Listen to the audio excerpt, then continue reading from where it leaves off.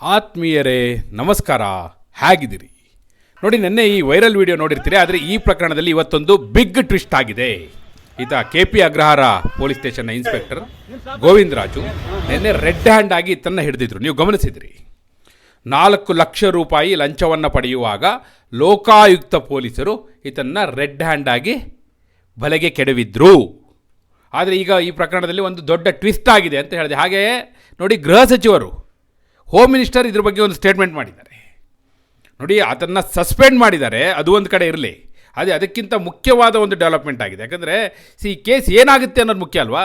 ಈ ರೀತಿ ರೆಡ್ ಹ್ಯಾಂಡಾಗಿ ಹಿಡಿದ್ರು, ಆತ ಕಿರ್ಚ್ತಾ ಇದ್ದ, ಕೂಗ್ತಾ ಇದ್ದ, ಆವೇಶಕ್ಕೊಳಗಾಗಿದ್ದ, ಅದೆಲ್ಲ ವೈರಲ್ ಆಯಿತು, ಪ್ರತಿಯೊಬ್ಬರು ನೋಡಿದ್ರು. ಸರಿ, ಪೊಲೀಸರು ಕ್ರಮ ಕೈಗೊಳ್ತಾರೆ, ತನಿಖೆ ನಡೀತಾ ಇದೆ, ಈ ಕಡೆ ಸಸ್ಪೆನ್ಷನ್ ಆಗಿದೆ, ಅದೆಲ್ಲ ಒಂದು ಕಡೆ. ಅದನ್ನು ಮೀರಿದಂತಹ ಒಂದು ಬೆಳವಣಿಗೆ ಈ ಪ್ರಕರಣದಲ್ಲಿ ಆಗಿದೆ. ಗೃಹ ಸಚಿವರು ಈ ಪ್ರಕರಣದ ಬಗ್ಗೆ ಬಹಳ ಮುಖ್ಯವಾದ ಹೇಳಿಕೆಯನ್ನು ಕೊಟ್ಟಿದ್ದಾರೆ. ಹಾಗಾದರೆ ಗೃಹ ಸಚಿವರು ಏನು ಹೇಳಿದ್ದಾರೆ? ಈ ಪ್ರಕರಣ ಯಾವ ದಿಕ್ಕಲ್ಲಿ ಸಾಗ್ತಾ ಇದೆ? ಇದನ್ನೇನು ಮುಚ್ಚಾಕ್ತಾರೋ ಅಥವಾ ತಾರ್ಕಿಕ ಹಂತಕ್ಕೆ ಹೋಗಿ ಮುಟ್ಟುತ್ತೋ? ಈಗ ಆಗಿರುವಂಥ ಬೆಳವಣಿಗೆ ಏನು, ಟ್ವಿಸ್ಟ್ ಏನು? ಅದೇ ವಿವರವನ್ನು ಕೊಡೋ ಸಲುವಾಗಿ ನಾನು ಬಂದಿದ್ದೇನೆ. ಆತ್ಮೀಯರೇ, ವಾರ್ತೆ ವಿಶೇಷ ಕಾರ್ಯಕ್ರಮಕ್ಕೆ ಸ್ವಾಗತ. ನಾನು ವೀರೇಂದ್ರ ಉಪ್ಪುಂದ. ನೋಡಿ, ಮೊದಲನೇದಾಗಿ ಈಗಾಗಲೇ ಹೋಮ್ ಮಿನಿಸ್ಟರ್ ಹೇಳಿಬಿಟ್ಟಿದ್ದಾರೆ, ಸಸ್ಪೆಂಡ್ ಮಾಡಿದ್ದೀವಿ ಅಂತ ಅಧಿಕೃತವಾಗಿ ಹೋಮ್ ಮಿನಿಸ್ಟರ್ ಹೇಳಿದ್ದಾರೆ. ಮತ್ತು ಆ ವಿಡಿಯೋ ಎಲ್ಲ ನಾನು ನೋಡಿದ್ದೀನಿ ಅಂತ ಕೂಡ ಹೇಳಿದ್ದಾರೆ. ಮತ್ತು ಇದಕ್ಕೆ ಕಾರಣ ಏನು ಅಂತ ಕೂಡ ಅವರು ಹೇಳಿದ್ದಾರೆ. ಅವರು ಹೇಳಿರುವಂಥ ಹೇಳಿಕೆಯನ್ನು ನಾನು ಪ್ಲೇ ಮಾಡಿ ತೋರಿಸ್ತೀನಿ. ಅದಕ್ಕಿಂತ ಮೊದಲು ಈ ಪ್ರಕರಣ ಯಾವ ದಿಕ್ಕಲ್ಲಿ ಸಾಗ್ತಾ ಇದೆ ನೋಡಿ. ಯಾಕಂದರೆ ಇದು ಕಣ್ಣಿಗೆ ಕಾಣುವಂತೆ ಲಂಚ ಪಡೆಯುತ್ತಿದ್ದಂತಹ ಪ್ರಕರಣ. ಇಲ್ಲೇ ಚಾಮರಾಜಪೇಟೆ CR ಗ್ರೌಂಡಲ್ಲಿ ಆದದ್ದು. ಲೋಕಾಯುಕ್ತ ಪೊಲೀಸರು ಅಲ್ಲೇ ಬಲೆ ಕೆಡವಿದ್ದ ಆತನನ್ನು. ಏನಾಯಿತು? ಇದರಲ್ಲಿ 3-4 ಜನ ಇದ್ದಾರೆ. ಸೂರಜ್ ಅಂತ ಒಬ್ಬರಿದ್ದಾರೆ, ಅಕ್ಬರ್ ಅಂತ ಇದ್ದಾರೆ, ಸೃಜನ್ ಅಂತ ಇದ್ದಾರೆ, ಹಾಗೆ ಧನ್ರಾಜ್ ಅಂತ ಒಬ್ಬರಿದ್ದಾರೆ. 3-4 ಜನ ಇದ್ದಾರೆ. ಸುಮಾರು 19 ಲಕ್ಷ ರೂಪಾಯಿಯ ವಂಚನೆ ಕೇಸ್ ಇದು. ವಂಚನೆ ಕೇಸಲ್ಲಿ ಈತ ಯಾರು? ಗೋವಿಂದರಾಜು. ನಾನು ಹೆಲ್ಪ್ ಮಾಡ್ತೀನಿ, ಜಾಮೀನು ಸಿಗೋ ಥರ ಮಾಡ್ತೀನಿ, ಈ ಕೇಸಿಂದ ನಿಮ್ಮ ಹೆಸರು ಕೈ ಬಿಡಬೇಕು ಅಂದರೆ ನನಗೆ ಲಂಚ ಕೊಡಬೇಕು ಅಂಥೇಳಿ ಕೇಳಿದ್ರು ಅನ್ನೋಂಥದ್ದು ಆಪಾದನೆ. ಅದರ ಭಾಗವಾಗಿ 1 ಲಕ್ಷ ರೂಪಾಯಿನ ಈಗಾಗಲೇ ಲಂಚವಾಗಿ ಪಡೆದಿದ್ರು ಅಂಥೇಳಿ. ಹಾಗೆ ಪಡೆದ ಲಂಚ ಸಾಕಾಗದೆ ಇನ್ನೂ 4 ಲಕ್ಷ ರೂಪಾಯಿ ಕೊಡಬೇಕು ಅಂತೇಳಿ ಒತ್ತಡ ಹೇರಿದ್ರು. ಕೆಲವು ವಿಡಿಯೋ ಎಲ್ಲ ವೈರಲ್ ಆಗಿದೆ. ಮನೆಗೆ ಹೋಗಿ ಎಲ್ಲ ಅವರು ಪೊಲೀಸರ ಗುಂಪೇ ಹೋಗಿ ಈತ ಹೋಗಿ ಕೆಳಗೆ ಕೂತಿರೋದು, ಪ್ರತಿಭಟಿಸ್ತಾ ಇರೋದು ಎಲ್ಲ ನೀವು ನೋಡಿದ್ದೀರಿ. ಆ ವಿಡಿಯೋಗಳನ್ನ ನೀವು ಈಗಾಗಲೇ ಅಬ್ಸರ್ವ್ ಮಾಡಿದ್ದೀರಿ. ಸೋಷಿಯಲ್ ಮೀಡಿಯಾದಲ್ಲಿ ತುಂಬ ವೈರಲ್ ಆಗಿದೆ. ಅದರ ಭಾಗವಾಗಿ ನಿನ್ನೆ 4 ಲಕ್ಷ ರೂಪಾಯಿ ತೆಗೆದುಕೊಳ್ಳಿಕ್ಕೆ ಚಾಮರಾಜಪೇಟೆ CR ಗ್ರೌಂಡಿಗೆ ಬಂದಾಗ ಅಲ್ಲಿ ಲೋಕಾಯುಕ್ತ ಪೊಲೀಸರೆಲ್ಲ ಹೋಗಿ ಹಿಡ್ಕೊಂಡ್ರು. ಈತ ಹಿಡ್ಕೊಂಡು ಕೂಡಲೇ ಕೂಗ್ದ, ಆವೇಶಕ್ಕೊಳಗಾಗದ ಹಾಗೆ ಕಿರ್ಚ್ದ, ಪ್ಲೀಸ್ ಬಿಟ್ಬಿಡಿ, ಹಾಗೆ ಹೀಗೆ ಅಂತ ಎಲ್ಲ ಹೇಳ್ದ. ಏನೇ ಹೇಳಿದ್ರು ಆತ ಬಲೆಗೆ ಬಿದ್ದಾಗಿತ್ತು. ಆಗಲೇ ಪೊಲೀಸರು ಆತನ ಕೈಗೆ ಹಣವನ್ನು ಕೊಟ್ಟು, ನೋಡಿ ಆ ಹಣದ ಹೇಗೆ ರೆಡ್ ಹ್ಯಾಂಡ್ ಅಂದರೆ ಏನು ಗೊತ್ತಾ? ಏನು ಹಣವನ್ನು ಕೊಡ್ತಾರಲ್ಲ, ಲಂಚದ ನೋಟುಗಳನ್ನ ಕೊಡ್ತಾರಲ್ಲ, ಹಣವನ್ನು ಕೊಡ್ತಾರಲ್ಲ, ಆ ನೋಟಿನ ಮೇಲೆ ಫಿನಾಪ್ತಲಿನ್ ಅಂತ ಒಂದು ಪೌಡರ್ ಹಾಕಿರ್ತಾರೆ. ಆ ಪೌಡ್ರ್ ಇದೆಯಲ್ಲ, ಆ ಪೌಡರ್ ಯಾವಾಗ ಈತನ ಕೈಗೆ ತಾಗುತ್ತೋ, ಅದು ಕಣ್ಣಿಗೆ ಕಾಣೋ ಹಾಗಿರಲ್ಲ. ಆ ಪೌಡ್ರ್ ಆ ನೋಟಿಗೆ ಹಿಂದೆ ಮುಂದೆ ಎಲ್ಲ ಹಚ್ಚಿರ್ತಾರೆ. ಆತ ಹಣವನ್ನು ಪಡೆದುಕೊಂಡ ಕೂಡಲೇ ಆತನ ಕೈಗೆ ಯಾವಾಗ ಆ ನೋಟಿನ ಮೇಲಿದ್ದಂತಹ ಪೌಡರ್, ಫಿನಾಪ್ತಲಿನ್ ಪೌಡರ್ ತಾಗುತ್ತಲ್ಲ, ಕೂಡಲೇ ಆತನ್ನು ಕ್ಯಾಚ್ ಮಾಡ್ತಾರೆ. ಹಾಗೂ ಆ ಕೈಯನ್ನು ಡಿಪ್ ಮಾಡ್ತಾರೆ ಕೆಮಿಕಲಲ್ಲಿ. ಆಗ ಕೂಡಲೇ ಅಲ್ಲಿ ಕಲರ್ ರೆಡ್ಡಿಶ್ ಆಗಿ, ಪಿಂಕಿಶ್ ಆಗಿ ಆ ನೀರು ಬದಲಾಗುತ್ತೆ. ಅದೇ ಸಾಕ್ಷಿ ಆತ ಆ ಹಣವನ್ನು ಮುಟ್ಟಿದ್ದ, ಪಡೆದಿದ್ದ ಅಂತೇಳಿ. ಅದನ್ನೇ ರೆಡ್ ಹ್ಯಾಂಡೆಡ್ ಅಂತ ಹೇಳೋದೇ. ರೆಡ್ ಹ್ಯಾಂಡಾಗಿ ಹಿಡಿದ್ರು ಅಂದರೆ ಇದೆ, ಮತ್ತಿನ್ನೇನಲ್ಲ. ಕೇಸ್ ಬಗ್ಗೆ ನಿನ್ನೆ ಲೋಕಾಯುಕ್ತ SP ಶಿವಪ್ರಕಾಶ್ ಅವರು ಎಲ್ಲ ಮಾಹಿತಿಯನ್ನು ಕೊಟ್ಟಿದ್ದಾರೆ. ಮತ್ತು ದೂರುದಾರರು ಯಾರು ಈ ಪ್ರಕರಣದಲ್ಲಿ ವಿಕ್ಟಿಮ್ ಅಂತ ಕರೆಸ್ಕೊತಾ ಇದ್ದಾರಲ್ಲ, ಅವರೆಲ್ಲ ಹೇಳಿಕೆಯನ್ನು ಕೊಟ್ಟಿದ್ದಾರೆ. ಎಷ್ಟರ ಮಟ್ಟಿಗೆ ನಮಗೆ ಹರಾಸ್ಮೆಂಟ್ ಮಾಡಿದ್ರು ಅನ್ನೋದೆಲ್ಲ ಹೇಳಿದ್ದಾರೆ. ಈಗ ಗೃಹ ಸಚಿವರು ಏನು ಹೇಳಿದ್ದಾರೆ ನೋಡಿ. ಗೃಹ ಸಚಿವರು 2 ವಿಚಾರ ಬಹಳ ಮುಖ್ಯ. ಈಗ ಪ್ರತಿಯೊಬ್ಬರಿಗೂ ಗೊತ್ತಿರುವಂಥದ್ದು, ಯಾಕೆ ಇಂಥ ಲಂಚ ಪ್ರಕರಣಗಳು ನಡೆಯುತ್ತೆ ಅಂದರೆ, ಇವರೆಲ್ಲರದ್ದು ಕೂಡ ಪೋಸ್ಟಿಂಗ್ ಹೆಂಗಾಗಿರುತ್ತೆ. ದುಡ್ಡು ಕೊಟ್ಟೆ ಬಂದಿರ್ತಾರೆ, ಮತ್ತು ಆ ದುಡ್ಡನ್ನು ವಸೂಲಿ ಮಾಡಲಿಕ್ಕೆ ಇಳಿತಾರೆ. ಅದನ್ನು ಯಾರಿಂದ ಎಳಿತಾರೆ? ಯಾರೋ ಜನಸಾಮಾನ್ಯರಿಂದ, ಇಂಥ ವಿಕ್ಟಿಮ್ಗಳಿಂದ, ಯಾರೋ ಅಮಾಯಕರನ್ನು ಅವ್ರನ್ನ ಹರಾಜು ಮಾಡಿ ಮತ್ತೆ ಅದನ್ನು ತೆಗಿಲಿಕ್ಕೆ ಹೋಗ್ತಾರೆ. ಈ ರೀತಿ ನಡೆಯುವಂಥದ್ದು.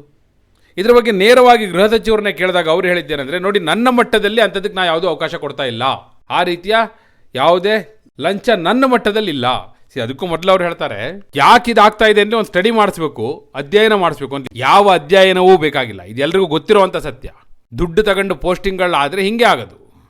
ಯಾರು ದುಡ್ಡು ತಗೊಳ್ತಾ ಇರೋರು ಯಾರು? ಅದು ಗೃಹ ಸಚಿವರ ಬಾಯಿಂದಲೇ ಬಂತು. ಅವ್ರು ಹೇಳಿದ್ರು ಕೊನೆಗೆ, ನನ್ನ ಮಟ್ಟದಲ್ಲಿ ಆಗ್ತಾ ಇಲ್ಲ, ಆದರೆ ಬೇರೆ ಹಂತದಲ್ಲಿ ಬೇರೆ ಹಂತದಲ್ಲಿ ಅಂದರೆ ಯಾವ ಹಂತ, ಶಾಸಕರ ಹಂತವೋ ಸಚಿವರ ಹಂತವೋ ಯಾರ ಹಂತ, ಅದನ್ನು ಬಾಯ್ಬಿಟ್ಟು ಹೇಳಬೇಕಿತ್ತು ಅವರು. ಬೇರೆ ಹಂತದಲ್ಲಿ ಆಗ್ತಾಯಿದ್ರೆ ನನಗೆ ಗೊತ್ತಿಲ್ಲ ಅಂತ ಹೇಳ್ತಾರೆ. ಗೊತ್ತಿಲ್ಲ ಅಂತ ಹೇಳಲಿಕ್ಕೆ ಬರೋದಿಲ್ಲ ಗೃಹ ಸಚಿವರು, ಯಾಕಂದರೆ ಅವ್ರಿಗೆ ಅವ್ರದ್ದೇ ಆದ ಜವಾಬ್ದಾರಿ ಇದೆ. ಆದರೆ ಇದಕ್ಕೆ ಕಡಿವಾಣ ಹಾಕಬೇಕು, ಕ್ರಮವನ್ನು ಕೈಗೊಳ್ಳಲೇಬೇಕಾಗುತ್ತೆ. ಮತ್ತು ಅವರು ಹೇಳಿದ್ರು 100ಕ್ಕೂ ಹೆಚ್ಚು ಸಸ್ಪೆನ್ಷನ್ ಆಗಿದೆ ಈ ಬಾರಿ. ನಾವು ಮೊನ್ನೆ ಪೊಲೀಸ್ ಕಾನ್ಫರೆನ್ಸ್ ಆದಾಗ ಎಲ್ಲ ಅಧಿಕಾರಿಗಳಿಗೂ ಎಚ್ಚರಿಕೆ ಕೊಟ್ಟಿದ್ದೀವಿ, ನಾನು ಹಾಗೂ ಮುಖ್ಯಮಂತ್ರಿಗಳು ಇಬ್ಬರು ಕುಳಿತೇ ಕೊಟ್ಟಿದ್ದೀವಿ. ಆದರೂ ಹಿಂಗೆ ಆಗ್ತಾ ಇದೆ ಅಂದರೆ ನಮಗೆ ಮುಜುಗರ ಅಂತ ಹೇಳಿದ್ರು.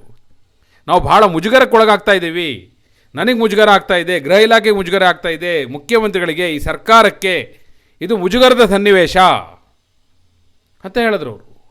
ನೋಡಿ, ಮೊನ್ನೆ ಈಗ ಅಧಿವೇಶನದಲ್ಲಿ ಸುನಿಲ್ ಕುಮಾರ್ ಅವರು ಮಾತಾಡ್ತಾಯಿದ್ರು. ಸುನಿಲ್ ಕುಮಾರ್ ಮಾತನಾಡುವಾಗ ಸದನದಲ್ಲಿ ಹೇಳಿದರು, ಎಂಥ ಮಾತು ಹೇಳಿದ್ರು ಅಂದರೆ ಇದೇ ಲಂಚದ ವಿಚಾರವನ್ನೇ ಪ್ರಸ್ತಾವ ಮಾಡಿದರು. ವರ್ಗಾವಣೆಗೆ ಲಂಚ ಅಂತಲೇ ಬಳಸಿದ್ರು ಅವರು. ನೋಡಿ, ಅವ್ರು ಹೇಳಿ ಇನ್ನೂ 48 ಗಂಟೆ ಕಳೆದಿಲ್ಲ, ಆಗಲೇ ಕಣ್ಣೆದುರುಗಡೆ ಈ ವಿಡಿಯೋ ಬಂತು. ಬೆಳವಣಿಗೆ ಯಾವ ರೀತಿ ಆಯಿತು ನೋಡಿ. ಅಂದರೆ ಏನು ನಡೀತಾ ಇದೆ ಅನ್ನೋದಕ್ಕೆ ಇವೆಲ್ಲವೂ ಕೂಡ ಸಾಕ್ಷಿ. ಸರ್ಕಾರದಲ್ಲಿ ಏನು ನಡೀತಾ ಇದೆ, ಯಾವ ರೀತಿ ವ್ಯವಸ್ಥೆ ಇದೆ ಅನ್ನೋದಕ್ಕೆಲ್ಲ ಕಣ್ಣೆದುರಿನ ಸಾಕ್ಷಿ ಇದು. ಇಷ್ಟಾದ ಮೇಲೂ ನೋಡಿ, ಇಂಥದ್ದೆಲ್ಲ ಆದ ನಂತರವೂ ಸರ್ಕಾರ ಇನ್ನೂ ಕಡು ಮುಚ್ಕೊಂಡು ಕೂತ್ಕೊಳ್ಳುತ್ತೆ, ಕೈ ಕಟ್ಕೊಂಡು ಕೂರುತ್ತೆ ಅಂದರೆ ಅದಕ್ಕಿಂತ ಘೋರ ದುರಂತ ಇನ್ನೊಂದಿಲ್ಲ. ಯಾಕಂದರೆ ನೋಡಿ, ಜನವರಿ 24ನೇ ತಾರೀಕಿಗೆ ಈಗಾಗಲೇ ಇದೇ ಗೋವಿಂದರಾಜು 1 ಲಕ್ಷ ರೂಪಾಯಿ ಲಂಚವನ್ನು ಪಡೆದುಕೊಂಡಿದ್ದಾನು ಅಂತ ಆಪಾದನೆ. ಮತ್ತು ನಿನ್ನೆ ಸಂಜೆ ಮತ್ತೆ 4 ಲಕ್ಷ ತಗೊಳಕ್ಕೆ ಹೋದಾಗ ಸಿಗಾಕೊಂಡಿರೋದು. ಈಗ ಕೇಸ್ ನಡೀತಾ ಇದೆ, ಸೆಕ್ಷನ್ಸ್ ಹಾಕಿದ್ದಾರೆ, FIR ಮಾಡಿದ್ದಾರೆ, ಈ ಕಡೆ ಸಸ್ಪೆನ್ಷನ್ ಆಗಿದೆ. ನೋಡಿ, ಭ್ರಷ್ಟಾಚಾರ ನಿಗ್ರಹ ಕಾಯ್ದೆ, ಪ್ರಿವೆನ್ಷನ್ ಆಫ್ ಕರಪ್ಷನ್ ಆ್ಯಕ್ಟ್ ಅಡಿಯಲ್ಲಿ ಈಗ ಕ್ರಿಮಿನಲ್ ಕೇಸನ್ನು ದಾಖಲು ಮಾಡಿದ್ದಾರೆ. ಸರಿಯಾಗಿ ತನಿಖೆ ನಡೆದದ್ದೇ ಆದರೆ 3 ರಿಂದ 7 ವರ್ಷ ಜೈಲು ಶಿಕ್ಷೆ ಆಗಬೇಕು. ಆದರೆ ಈಗ ಆಗಿರುವಂಥ ಬೆಳವಣಿಗೆ ಏನು ಅಂದರೆ, ಟ್ವಿಸ್ಟ್ ಏನಪ್ಪ ಅಂದರೆ, ನಿನ್ನೆ ಏನು ಅಬ್ಬರ ನಾವು ನೋಡಿದ್ವಲ್ಲ ಲೋಕಾಯುಕ್ತ ಪೊಲೀಸರದ್ದು, ಅಲ್ಲಿ ನಡೆದಂಥ ದೃಶ್ಯಾವಳಿಗಳು, ಅಬ್ಬಬ್ಬ ಏನೋ ಒಂದು ಕ್ರಾಂತಿ ನಡೀತಾ ಇದೆ ಅಂತೇಳಿ ಈಗಾಗಲೇ ಆ ಕ್ರಾಂತಿ ತಣ್ಣಗಾಗಿದೆ ಅನ್ನುವಂಥ ಮಾಹಿತಿ ಬರ್ತಾ ಇದೆ. ಹಾಗೂ ಈ ಪ್ರಕರಣದಲ್ಲಿ ಪೊಲಿಟಿಕಲ್ ಇನ್ಫ್ಲುಯೆನ್ಸ್ ಶುರು ಆಗಿದೆ, ರಾಜಕೀಯ ಪ್ರಭಾವ ಶುರು ಆಗಿದೆ, ಹಲವರಿಂದ ಒತ್ತಡ ಶುರು ಆಗಿದೆ ಅನ್ನುವಂಥ ಮಾಹಿತಿ ಬರ್ತಾ ಇದೆ. ನೋಡಿ, ಎಲ್ಲಿಗೆ ಹೋಗ್ಬಿಟ್ಟುತ್ತೆ ಈ ಪ್ರಕರಣ, ಈಗ ನೀವೇ ಲೆಕ್ಕ ಹಾಕಿ. ಶುರು ಆಗೋಗ್ಬಿಟ್ಟಿದೆ ಅಂತೆ ಆಗಲಿ. ನೋಡಿ, ಕೆಲವು ಪೊಲೀಸ್ ಮೂಲಗಳ ಮಾಹಿತಿಯೇ ನಮಗೆ ತಿಳಿಸ್ತಾ ಇದೆ, ರಾಜಕೀಯ ಒತ್ತಡ, ಪ್ರಭಾವ ಈ ಪ್ರಕರಣದಲ್ಲಿ ಶುರುವಾಗಿದೆ. ಬಹುಶಃ ಇದು ಬಹಳ ದೊಡ್ಡ ದುರಂತ ಇದು. ನೋಡಿ, ಎಲ್ಲಿಯವರೆಗೂ ಈ ರಾಜಕೀಯ ಪ್ರಭಾವ, ಜಾತಿ ರಾಜಕಾರಣ, ಲಂಚದ ರಾಜಕಾರಣ ಇವೆಲ್ಲ ಇರುತ್ತಲ್ಲ, ಅಲ್ಲಿಯವರೆಗೂ ಇದು ಕೊನೆ ಇಲ್ಲ ಅನ್ಸುತ್ತೆ. ಮಹಾ ದುರಂತ ಇದು. ಬಹುಶಃ ಈಗ ಅದೇ ಕಾರಣಕ್ಕಾಗಿ ಇವತ್ತು ಈ ಸ್ಟೋರಿನ ತೊಗೊಂಡೆ, ಯಾಕಂದರೆ ಎಲ್ಲ ವೀಡಿಯೋ ವೈರಲ್ ಆದಾಗ ಎಲ್ಲರೂ ಮಾಡ್ತಾರೆ. ಆದರೆ ಯಾರು ನೋಡದೇ ಇದ್ದಾಗ ನಾವು ನಿಮ್ಮ ಎದುರುಗಡೆ ತೆರೆದಿಡಬೇಕು ಇದನ್ನು, ಏನು ನಡೀತಾ ಇದೆ ಅನ್ನೋದು ತೆರೆಯ ಹಿಂದೆ, ಬಿಹೈಂಡ್ ದ ಸ್ಕ್ರೀನ್. ಬಹುಶಃ ಈಗ ಜನ ಧ್ವನಿ ಎತ್ತಬೇಕು, ಈಗ ವೈರಲ್ ಮಾಡಬೇಕಾಗಿರೋದು ಇದನ್ನು. ಇಂತಹ ಪ್ರಕರಣವನ್ನು ಮುಚ್ಚಾಕಬೇಕಾ ಅಥವಾ ಸಮಾಜಕ್ಕೆ ಇದೊಂದು ಪಾಠ ಆಗಬೇಕಾ? ನಿಮ್ಮ ಅಭಿಪ್ರಾಯವನ್ನು ಕಮೆಂಟ್ ಮೂಲಕ ತಿಳಿಸಿ. ಹಾಗೆ ನೀವಿನ್ನೂ ವಾರ್ತೆ ಚಾನಲ್ನ ಸಬ್ಸ್ಕ್ರೈಬ್ ಮಾಡಿಲ್ಲ ಅಂದರೆ ಈಗಲೇ ಸಬ್ಸ್ಕ್ರೈಬ್ ಮಾಡಿ. ಧನ್ಯವಾದ.